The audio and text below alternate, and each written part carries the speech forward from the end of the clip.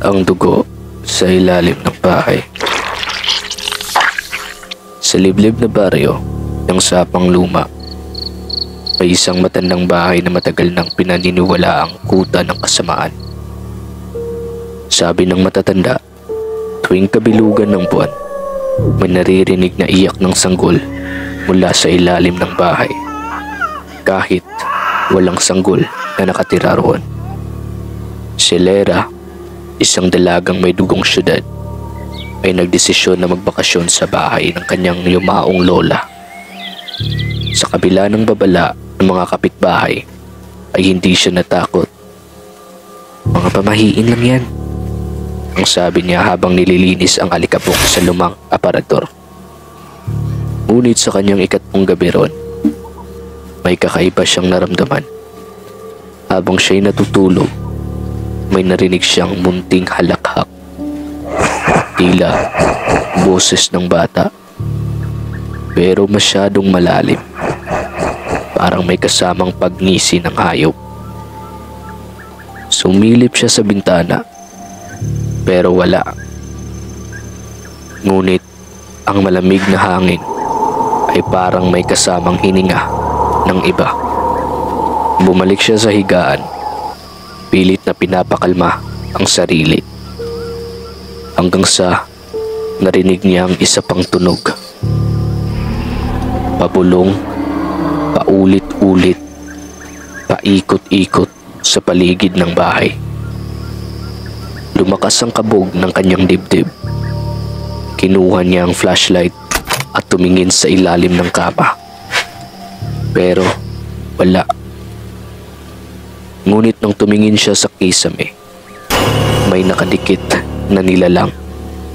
Nakabaliktad, may mahaba at itim na dila, nakatingin sa kanya.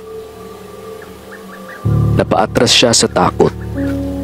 Ang nilalang ay unti-unting bumaba habang ang dila nito'y humahaba. Hinahaplos ang sahig.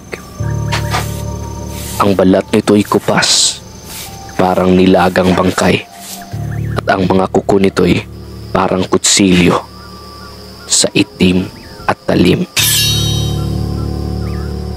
"Lera,"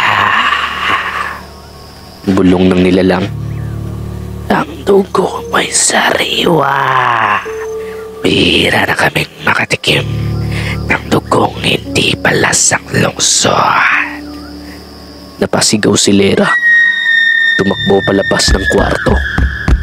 Ngunit bawat pintuan ay nagiging anino. Sa bawat hakbang, parang lumiliit ang bahay. Parang nilulunok siya nito. Biglang may narinig siyang iyak ng sanggol mula sa ilalim ng sahig. Hindi ito normal. Parang may libo-libong kuko na kumakamot mula sa ilalim. "Hindi ka makakatakas," bulong ng nilalang, na ngayon ay nasa harapan na niya.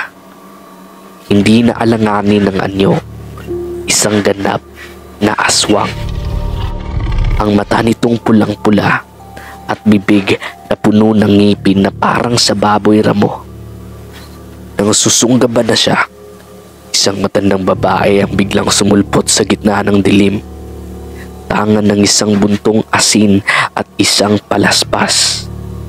Isang hiyaw ang isinagot ng aswang, at sa isang iglap ay naglaho ito sa hangin. Naiwan ang amoy ng panis na dugo. Nang magising si Lera, nasa kama na siya. Pawis na pawis at nanginginig. Isang papel ang nasa tabi niya. May sulat kamay. "Hindi lahat ng alaala ng lola mo ay dapat mong halongkatin. Umalis ka sa bahay na to habang may araw pa." Pagtingin niya sa bintana, gabi na. At mula sa ilalim ng bahay ay merong